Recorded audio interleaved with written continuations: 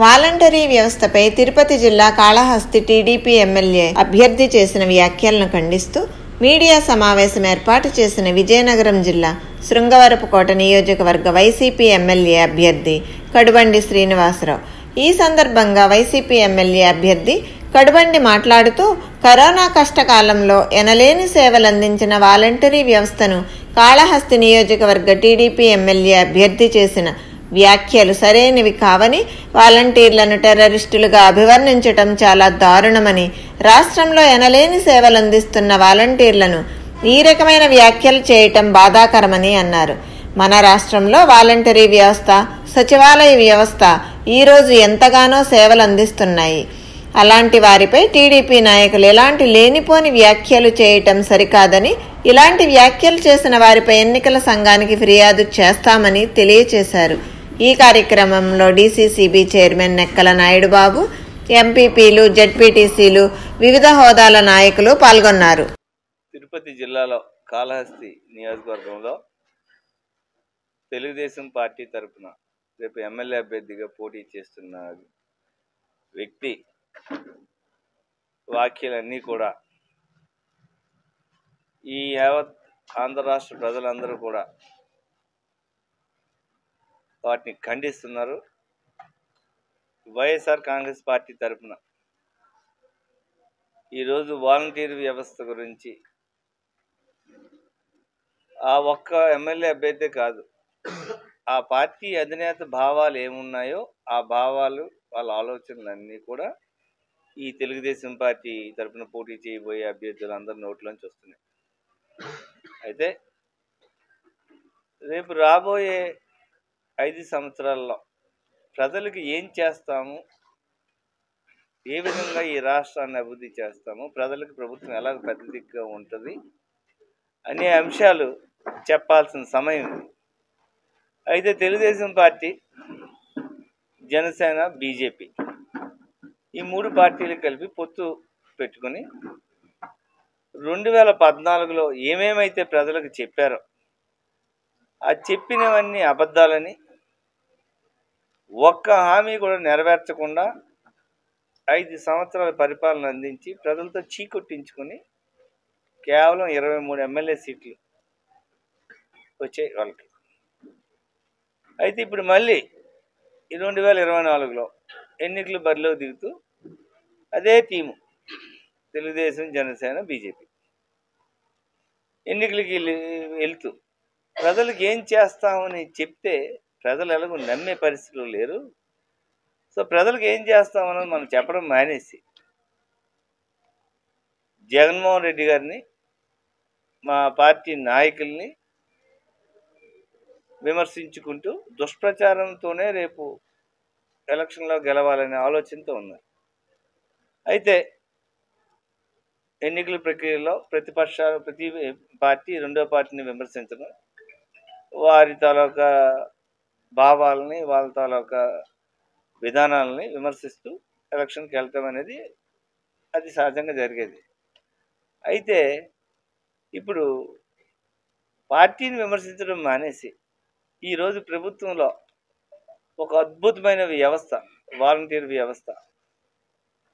ఈ వాలంటీర్ వ్యవస్థ గురించి మాట్లాడాల్సి వస్తే ప్రపంచంలో ఎప్పుడు కూడా ఇలాంటి వ్యవస్థ అంటే ఒకటి రాలే. వాలంటీర్ వ్యవస్థ అయినా, సచివాలయం వ్యవస్థ అయినా ప్రతి ఎన్నికల్లో ప్రజలు ఓటేసేటప్పుడు కోరుకునేది వ్యవస్థలో మార్పు, విధానాల్లో మార్పు. మన దేశంలో వ్యవస్థలు గతంలో ఎలా ఉండేయో మనందరికీ తెలుసు.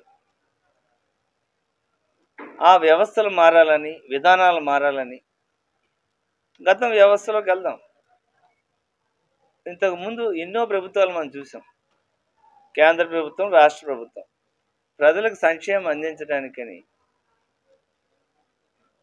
పథకాలు ఇస్తున్నప్పుడు ఒక పెద్ద సామెత ఉన్నది.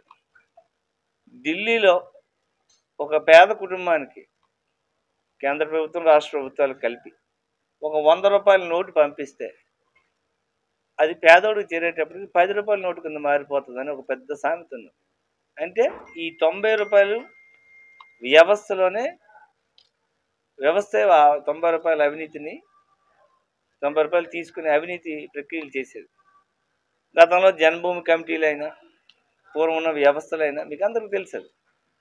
అయితే ఈరోజు వాలంటీర్ వ్యవస్థ వచ్చిన తర్వాత ప్రజలు ఇది ఏమైతే కోరుకుంటారో ఆ వ్యవస్థలో మార్పు, విధానాల్లో మార్పు రెండూ కూడా వచ్చాయి.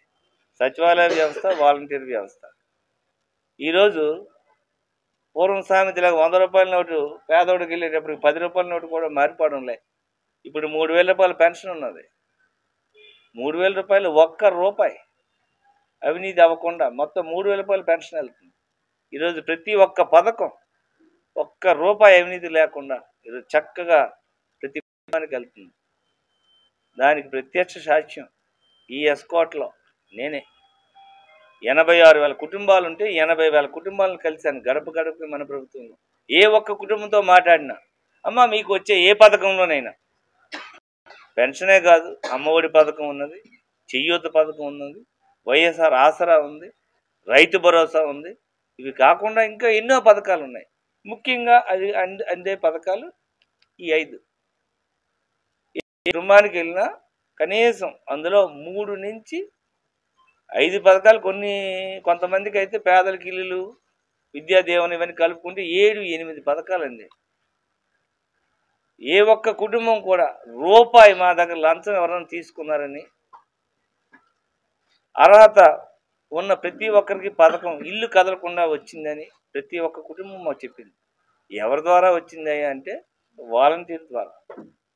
60 సంవత్సరాల వయసు నిండంగానే వాళ్ళకి పెన్షన్కి అప్లై చేయడం, 45 సంవత్సరాల వయసు నిండంగానే మహిళలకి ఈ చెయ్యొద్దు పథకం 18,750 రూపాయలు 4 సార్లు.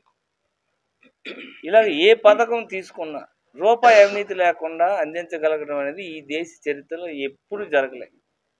అలాంటి అద్భుతమైన ఒక వాలంటీర్ వ్యవస్థని ఈరోజు పేదోళ్ళు బాబు ఈరోజు అన్నంతో కూర పెట్టుకుని తిని బతకగలిగే అవకాశం మాకు వచ్చింది ఈరోజు జగన్ బాబు ముఖ్యమంత్రి అవడం వల్ల. అమ్మ మీకు ఎవరమ్మా ఈ పెన్షన్ ఇప్పిస్తున్నారు, ఎవరమ్మా మీకు ఈ అమ్మఒడి ఇప్పిస్తున్నారు, ఎవరమ్మా ఇవన్నీ చేశారంటే ముందు వాలంటీర్ పేరు చెప్తారు, తర్వాత జగన్ గారి పేరు చెప్తారు, ఆ తర్వాత అసలు మా గురించి మాట్లాడరు.